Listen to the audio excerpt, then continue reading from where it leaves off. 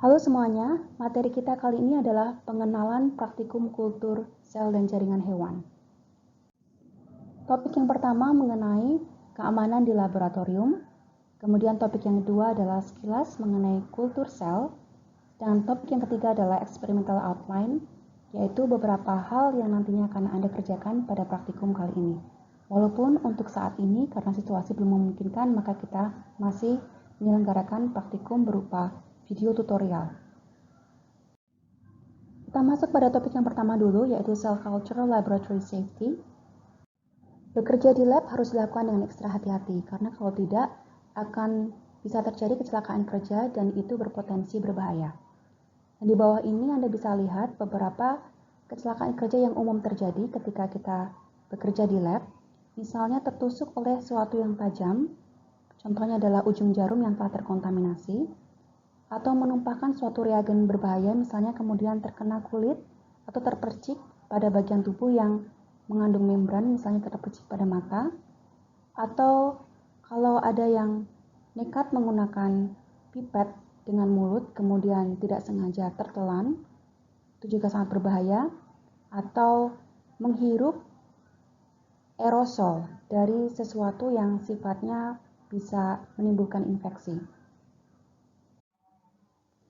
Sadar akan pentingnya keselamatan kerja, maka kita harus mengetahui kapasitas laboratorium yang kita gunakan dan juga spesimen yang kita handle. Di sini Anda bisa lihat ada 4 tingkatan biosafety levels. Mulai dari BSL 1, ini memberikan level proteksi yang paling basic.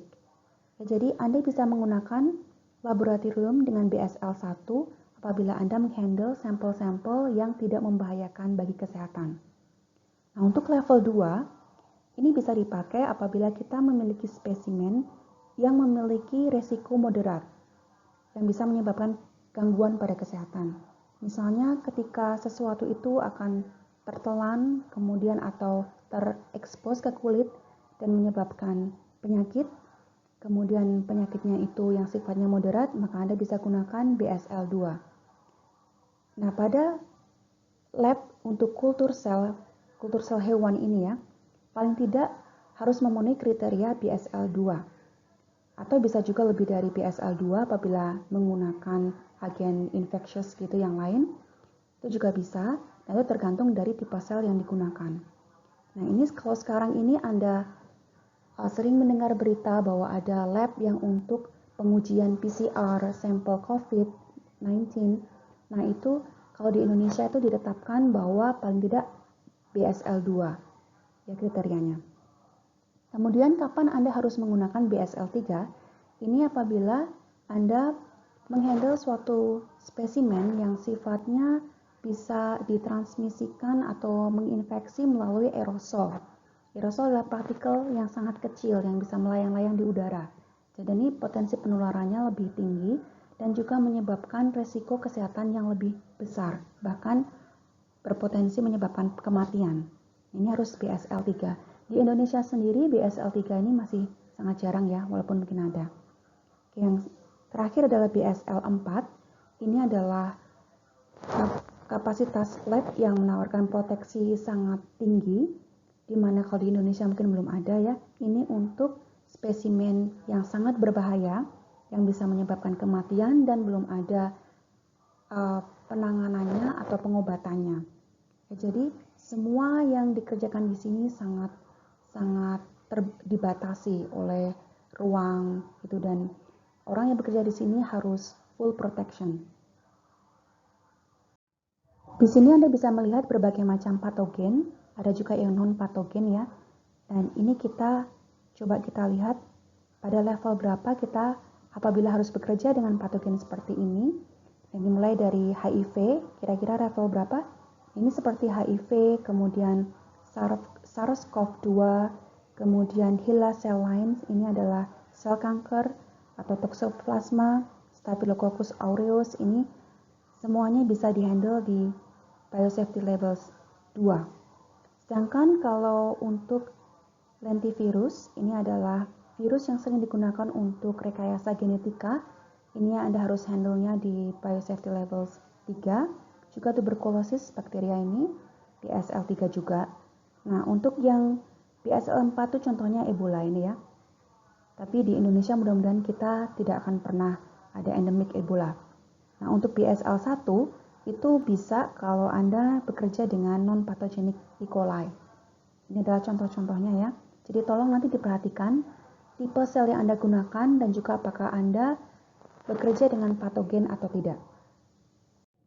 Nah, karena kita bekerja dengan kultur sel, maka kita akan bekerja pada BSL-2 paling tidak ya. Nah, di sini ada beberapa hal yang Anda bisa baca sendiri.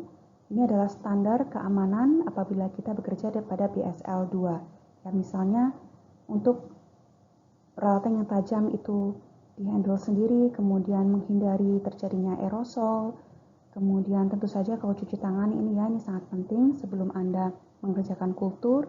Kemudian Anda harus menggunakan protective equipment seperti jas lab, kemudian ada juga sarung tangan apabila diperlukan. Kemudian semuanya juga sterilisasi itu sangat penting, dan pintu-pintu itu juga ada kalanya kita harus untuk menghindari kontaminasi ya, kita jadi membuat ruangannya tuh lebih tertutup. Dan ini kalau misalnya ada sesuatu yang mengenai mata, mengenai kulit, nah ini harus ada tempat untuk mencuci dengan cepat. Nah, kurang lebih seperti ini apabila Anda akan bekerja dengan kultur sel hewan. Untuk kacamata, goggles ini ya mungkin tidak perlu dipakai setiap saat. Kemudian yang lainnya tentu saja jas lab dan sarung tangan, kemudian sepatu tertutup, ini adalah sesuatu yang standar aja. Ya, selanjutnya kita akan masuk mengenai kultur sel itu sendiri ya. Jadi ini sekilas mengenai kultur sel. Kultur sel itu secara umum terbagi menjadi dua, yaitu kultur sel primer dan sel lines. Ini kategori ini tergantung pada dari mana asalnya. Ya, jadi kalau kultur sel primer itu diisolasi secara langsung dari jaringan, entah itu jaringan pada hewan ataupun jaringan manusia. Yaitu bisa menggunakan metode enzimatik ataupun metode mekanikal.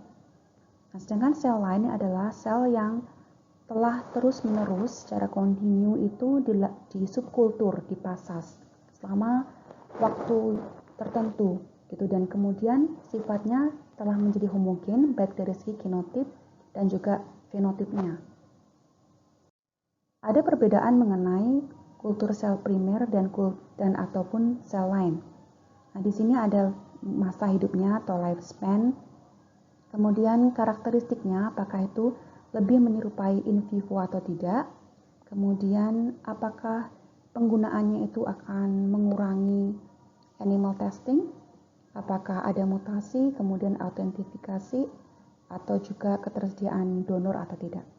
Jadi kalau untuk sel primer ini sebenarnya yang menjadi kelebihan adalah secara fenotip itu sangat mirip dengan jaringan asalnya, jadi sangat relevan dengan keadaan in vivo.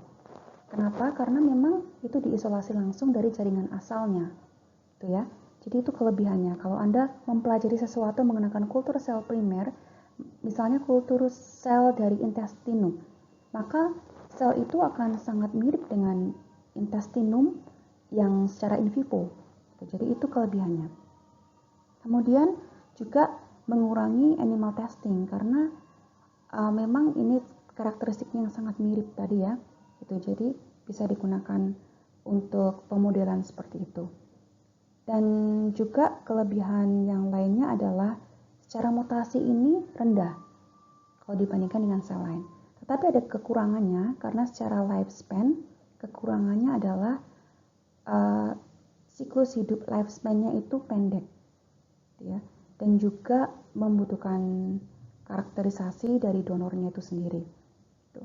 Nah, secara kebalikan untuk sel lain itu bisa memiliki lifespan yang sangat panjang atau bahkan infinite, itu bisa immortal gitu ya apabila sudah ada modifikasi.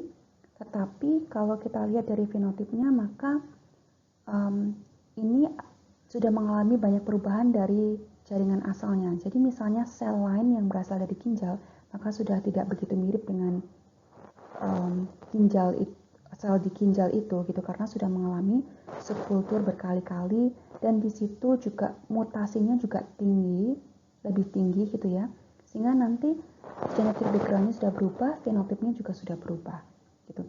Jadi ini adalah pertimbangan-pertimbangan kenapa kalau Anda penelitian, maaf itu nanti haruskah saya menggunakan primary cells atau haruskah saya menggunakan immortalized cell lines. Nah, itu bisa Anda pertimbangkan.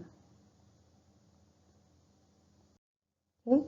Dan tadi kalau berdasarkan jaringan asalnya, kemudian saya juga ingin memperkenalkan di sini adalah berdasarkan pelekatannya pada permukaan substrat.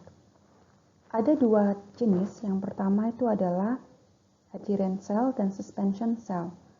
Kalau yang ini, adherent cell ini melekat pada permukaan substrat dan ini akan dikerjakan pada praktikum di lab kita. Nah, contohnya adalah sel-sel di bawah ini ya, Anda bisa baca sendiri. Dan kebalikannya dengan ini melekat, kalau ini suspension, jadi melayang-layang. Ya, Anda lihat di sini akan bercampur dengan mediumnya dan ini adalah contoh-contohnya.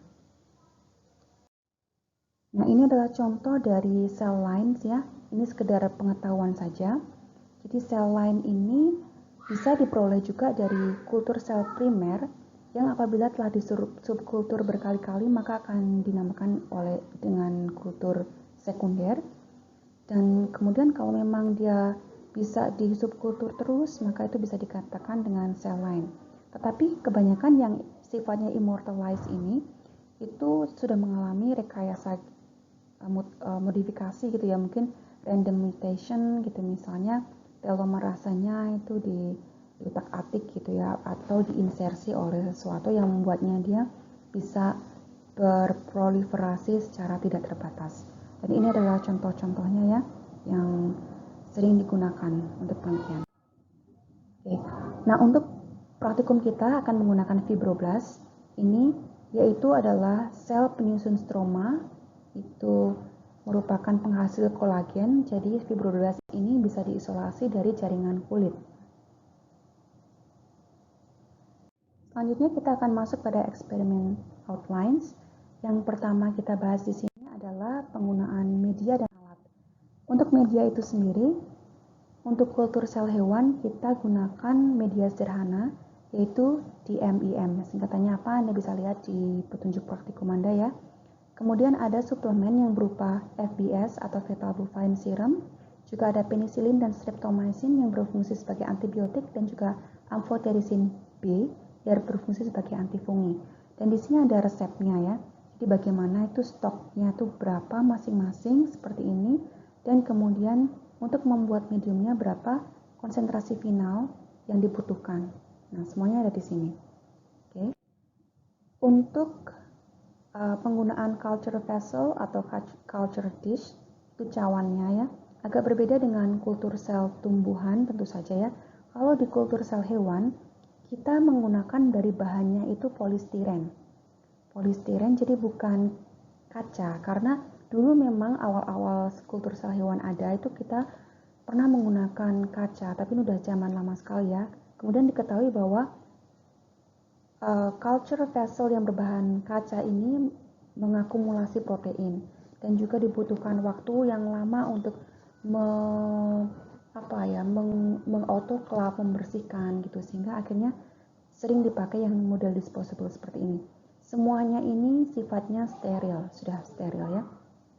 Kemudian substratnya juga bermacam-macam, jadi permukaan yang ada di sini untuk menempel sel itu bermacam-macam. Ada yang dilapisi dengan fibronektin, dilapisi dengan kolagen, ada yang dilapisi polyelysin dan sebagainya. Tapi yang kita gunakan nanti yang sederhana tanpa lapisan apapun, karena sel kita, sel fibroblast itu cukup mudah melekat. Dan kita pakai yang model seperti ini, yaitu bulat biasa dengan diameter 3 cm atau 6 cm.